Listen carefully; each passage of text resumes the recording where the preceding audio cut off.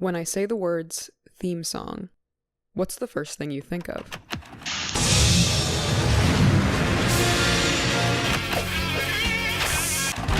I know it's my destiny.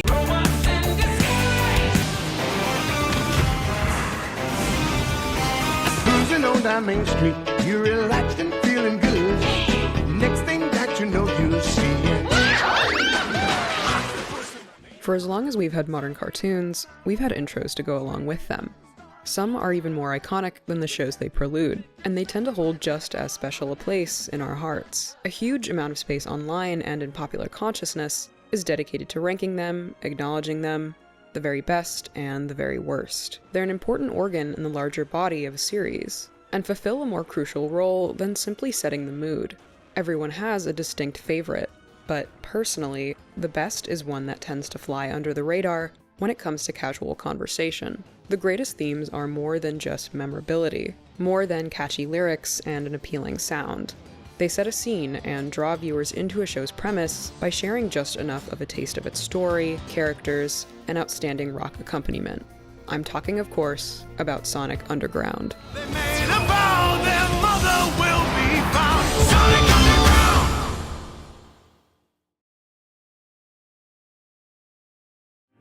Oh, we're the men of Texaco. We work from Maine to Mexico. There's nothing like this Texaco of ours.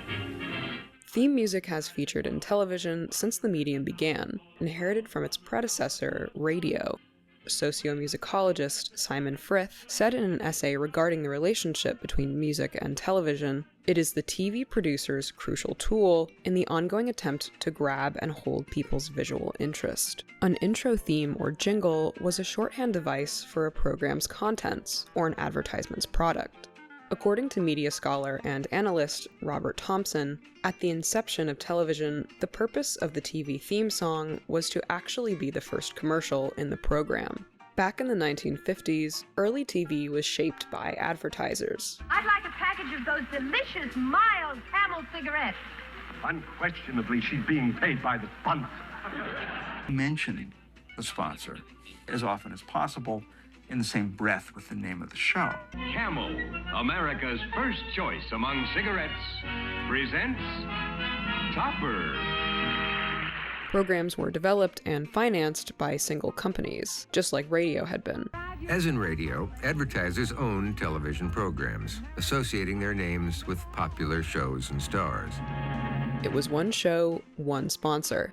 This structure was so endemic to the fabric of television that the advertiser's name was often attached to the title of the show. Some examples include the Colgate Comedy Hour, Gillette Cavalcade of Sports, and the Texaco Star Theater.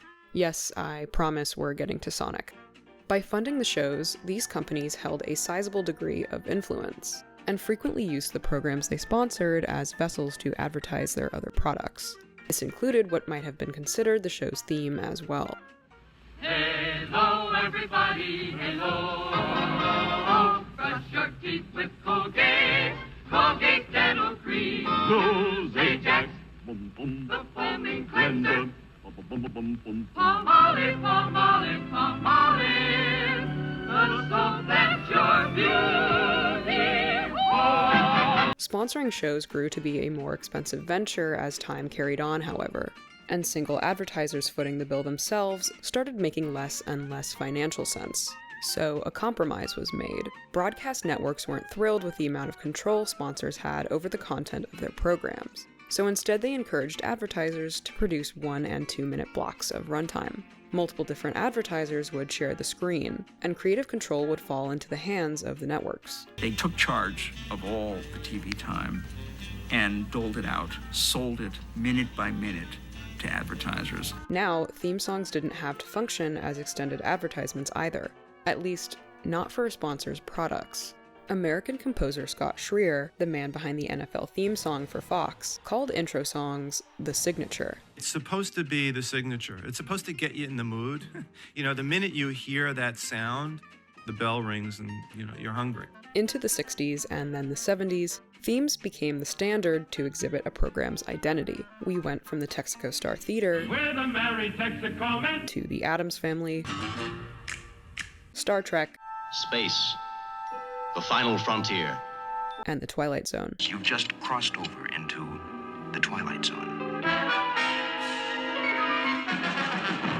More feature film composers began working in television around this time too, and the attention to quality and innovative musical themes grew with their presence. There became a point where the talent in creating the music for commercials and themes for TV required the same ability and talent as, writing a hit song. One of the most influential composers during this era is a man by the name of Mike Post. Post is considered one of the greatest innovators of television themes, particularly in the vein of rock, which he helped bring more into the mainstream in the 70s. According to the journal article Television Genre, Musical Genre, Expressive Genre by author, musician, and professor of music Ron Rodman, Post's move to a more authentic rock sound accelerated a demand from listeners to obtain recordings, as television viewers regarded these theme songs as hits. The demand for hit TV songs led to TV studios and production companies pressuring songwriters to produce hit TV themes that could be sold as records. By the turn of the 21st century, the move to a pop rock style was complete, as was the intertextual relationship of these songs. By the 90s, that pop rock transition came full circle, as television shows started pulling existing tracks from contemporary bands for their openings. The genre's influence was there in the realm of cartoons, too. They're the world's most fearsome fighting team. He's the fastest thing alive. Sonic Underground debuted in 1999, but it had two predecessors on television that both began airing in 1993, The Adventures of Sonic the Hedgehog and Sonic the Hedgehog, affectionately known as Sonic Sat AM for its Saturday morning time slot. The former was an episodic comedy, largely focusing on the hijinks of the mischievous Sonic and Tails against the villainous but bumbling Dr. Robotnik. Sat AM had a much darker tone and serialized story, with character progression and changes in the status quo. It also had a pretty great theme song. Blue streak speeds by Sonic the Hedgehog. But how do we define what makes a theme great?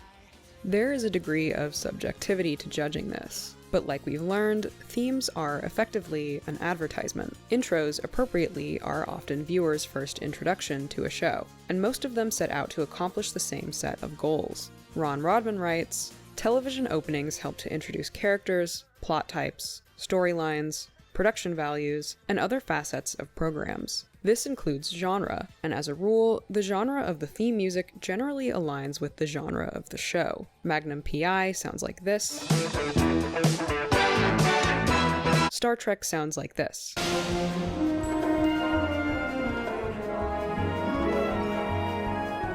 So theme songs, particularly those for cartoons, as they're aimed at younger audiences, need to be capable of communication. They should deliver on tone and premise. That being said, they don't need to spell out explicitly a show's contents or plot. Over-explaining is what can lead to disaster. Here's how it started a long time ago. The legend of the hammer and how it began to grow. He was given magical shoes from a hip-hop Motown dude. Together they had power. They stood up for what was right. But Gramps was getting old and he couldn't keep up the fight. Right. So Gramps and his granddaughter, they went out on the road. They met a guy named Stanley who was dancing every night. So Gramps opened up the bag and took out the magical shoes. Shoving a novel into GarageBand is not what will prevent you from skipping to the next channel to see what else is on. It's just as ineffective as saying the name of the show over and over again. Remember, the theme is a commercial. It has to sell the program it's attached to. Looking at quality animated intros, we can pinpoint some common strengths. They quickly establish the premise. He's a phantom. I wanna be the very best. No one ever was. The characters. I'm your basic average girl, and I'm here to save the world. Raphael is cool, but rude. Give me a break. Michelangelo is a party dude. And tone. The spell is broken, and we live again. Oh, you're my best friend in a world we must defend. It doesn't take long into these songs for a viewer to understand what to expect after they end. Remember, the genre of the music generally mirrors the genre of the program, but that doesn't do all the heavy lifting. We don't understand who Phineas and Ferb are just because we hear their names in the lyrics several times, or the rock track's implication of adventure and excitement. The song is framed through their experience as the protagonists of the show, which doubly introduces the premise. There's 104 days of summer vacation, and school comes along just to end it. So the annual problem for our generation is finding a good way to spend it. And then we jump into the fast-paced, energetic, seemingly never-ending list of ways to spend summer. We understand what world the characters live in, and generally how they might interact with it. This communication of multiple ideas simultaneously is what American semiotician and philosopher Charles Morris coined as ascription. According to Ron Rodman, in the case of television, theme music is ascriptive because it communicates in several different ways. And this is just one example. So how does Sonic Underground measure up to this criteria? Triplets born, the throne awaits. A seer warns of a deadly fate. Give up your children, separate. Bide your time, lie in wait. It checks all three boxes pretty fast. We know the setup, we have the tone and stakes communicated through both the musical track and the lyrics, and we know who our protagonists are. It does all of this in 17 seconds. Granted, that last third is slightly weaker at the very beginning, but we quickly get more information, learning their struggle and their goal. The children grow, learn what's right. Leaders of the freedom fight. They seek their mother, she knows they do. Is it time if she only knew? Will the prophecy come true? Sonic Underground is about three long-lost royal siblings reuniting to fight against the tyrant that stole their mother's crown and find her again. But I didn't have to tell you that. The intro says all of this on its own. Before continuing, let's briefly compare it to Sad AM, its spiritual predecessor.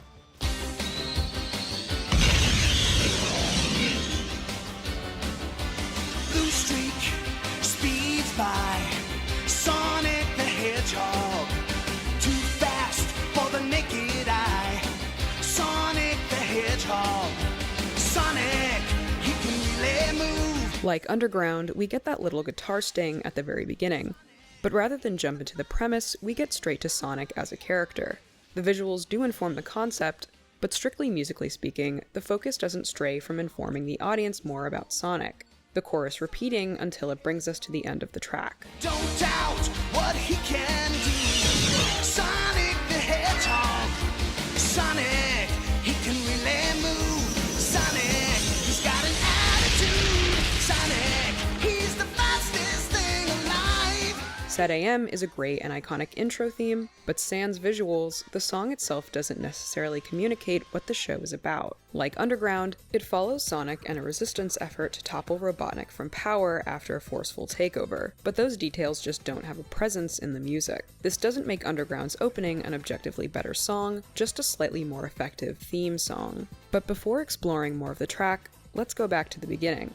What's the musical structure of this song? This arena is far beyond my own expertise, but I wanted to explore the song's structure and provide a more thorough understanding of its actual construction. To do this, I consulted a professional musician, who sat down with me to explain the building blocks that make up the intro's foundation.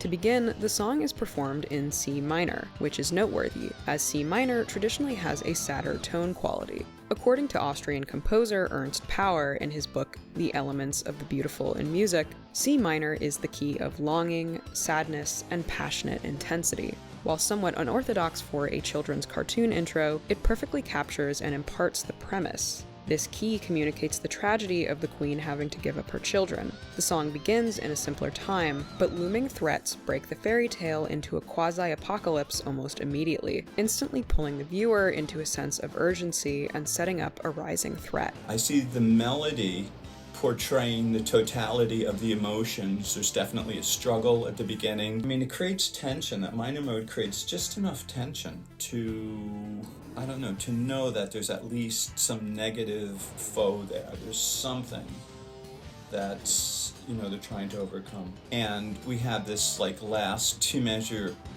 crescendo going back into the A section, And it really adds a lot, almost like they've finally come through.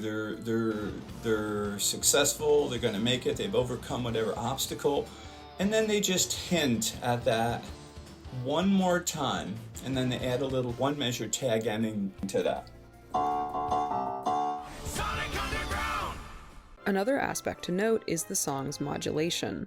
Now this is where the song changes key, what we call a modulation. In music, modulation is the process of transitioning from one key or tonality to another, and there are an array of ways in which this transition can be performed. Sonic Underground's opening employs direct or phrase modulation. It's also sometimes known as static or abrupt modulation, and as you can likely guess, is the most dramatic mode. It occurs when a chord in one key is followed by a chord in a new key with no transition, no harmonic or melodic preparation.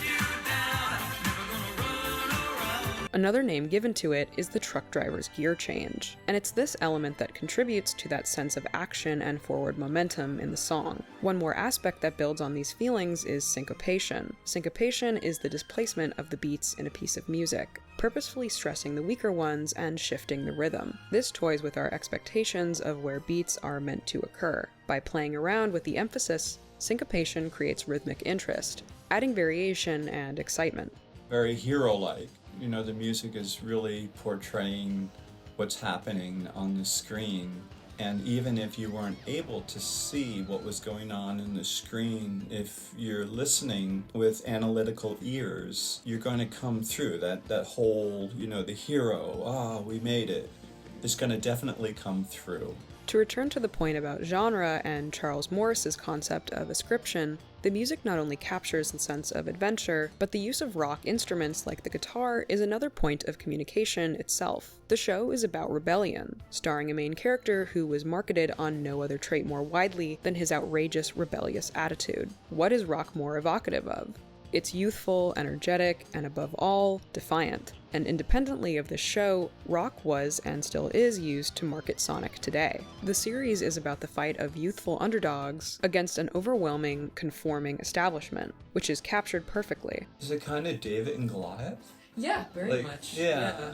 Yeah, for sure. And I think that the music actually kind of does a cool job portraying that, even though it's only the introduction. It's just such a short little fragment. It kind of sets the tone for the whole show. And then I was made to analyze it. Let's go. So what's going on here? Oh, as we're doing, okay. Yeah, well, real time. Forgive my lack of technical vocabulary, but it's like setting the stage, that kind of rising, I don't know how to put it exactly, but the dun, dun, dun, like oh, okay, so we're gonna set something's gonna happen, and it's answered immediately by like the more fast tempo, and like the rhythm is just building, and it feels like, you know, there's a sense of, okay, the story has been set, and now we're watching it in motion, and now we're getting that kind of backstory element, and the characters are preparing to engage. Yeah, so you get the full scale of the story, of the conflict, that they're going to participate in a massive way, and then we get that kind of quiet, like lingering moment of the emotional stakes of it all, and then come back and reaffirm the mission of the characters. Awesome. And being made to consider the song like this in real time was a great exercise in understanding the song's emotional intentions, and how it draws you in even if you don't necessarily know any of the details. The intro symmetrically echoes its beginning as it closes, reaching a triumphant call to arms as the singer reaffirms the protagonist's mission to find their mother, ending on a high note. All of these little things really contribute to just how much the music is able to communicate in the bigger picture, and they exhibit just how well it works on a technical level. But at the end of the day, the song is just... If she only knew, will the prophecy come true? Sonic Underground! Sonic Underground! I long for my children, but I have to wait. To act too soon could seal their fate. They made a vow their mother will be found. Sonic Underground! It's an operatic rock ballad that pushes the envelope so hard, and really deserves a series that matches its own quality. But maybe that proves the point of this theme's prestige even better. Theme songs are not always directly indicative of the quality of their programming, Sonic Underground being no exception. But there's no question as to whether the show's production values cloud the verdict on the opening's production values. The question is, did the theme do what it was supposed to do? Did it advertise the show effectively? Did it get kids to watch it? My very first exposure to this show, and by extension one of my first exposures to Sonic, was this song. It played as part of the openings to one of my many volumes of the Super Mario Bros. Super Show. And when my brother and I next went back to Toys R Us to buy another Mario DVD from the bargain bin, we bought a volume of Sonic Underground instead. The two of us knew basically nothing about Sonic at the time, except that he was an accomplished Olympic athlete, of course, and had never watched the previous shows, but seeing the opening convinced us to watch. And this was before so many shows were just readily available online and streaming was more mainstream. We physically had to go to the store, find the DVD, and purchase it. The song was motivating. I used to rewind the disc just so I could listen to the theme over and over again. I especially like this little voice that keeps saying Sonic. Today we see less and less of these creative and ear-catching themes for television. The landscape has changed, just like it did back in the 60s when TV was transitioning out of radio's old format. Streaming has changed the game in this regard too. Ron Rodman writes, "Since programs are selected by the viewer rather than streaming on the televisual flow, television themes really don't have to alert viewers that the program is about to air. And with the skip intro button available on many of these streaming channels, the opening themes no longer serve the framing function that they did on network TV. Trends change with time, and old practices fall by the wayside for new ones." In doing research for this video, I found so much love for this song online. A great deal of commentary noting that despite the series being on the lower end of quality, the theme song is something very special. It's not often that a theme overtakes its program in iconography. And though the show is fairly, well, underground, the song lives on. Sonic Underground. Yeah, Sonic Underground. They made a vow their mother would be found. Sonic Underground. Underground has a better theme song, in my opinion. It's got maybe What the about best Sonic 06? the best Sonic theme song they've ever had. Something else that I stumbled across during research was an interview with the composer himself, Robbie London, done by Joshua Murphy of the JM Archives channel here on YouTube, which I've linked in the description. In addition to producing the music, he was the executive vice president of creative affairs at Deke Entertainment, the studio that produced Sonic Underground. In the interview, he described that during the brainstorming process for the show's theme, the staff put it to a vote. Several people submitted potential songs to be chosen, and when London entered his, he intentionally used a pseudonym. They didn't know that one of the songs in their pile was my song, because I didn't want to have an unfair advantage or an unfair disadvantage for that matter. I just wanted my song to compete on its merits. When the winner was chosen, he was pleasantly surprised to find his submission had made it all of its own distinction. To my delight, that was the one they picked. My colleagues picked without knowing that I even had a song in the pile, let alone that it was mine. Even before its full arrangement and production, the creatives behind the scenes saw the spark in London's work. In his interview, he finished the story saying, "Kind of a thrill for me, because long before I ended up in television animation, or television for that matter, I'd always wanted to be a songwriter. I had been a songwriter, and I'd always wanted to have a, shall we say, a well-known song. And finally here it was through a cartoon. I mean, you know, it got heard millions of times, and it's even on YouTube now with well over 1 million hits, just for the people wanting to hear the theme song again and relive the nostalgia. It was apparently pretty well liked, the song was, by the Sonic fans, so that was quite a thrill for me. When I rediscovered this song in my adulthood, I was just as amazed to find I wasn't the only one who remembered it so fondly, who considered it their favorite. There are dozens of us! Dozens! I don't know if this little YouTube video will ever reach Robbie London himself, but I'm sincerely glad he knows the appreciation and fondness that so many people have for his work. And if it does, I'd like to say thank you for giving us animation's greatest opening. They made a vow their mother will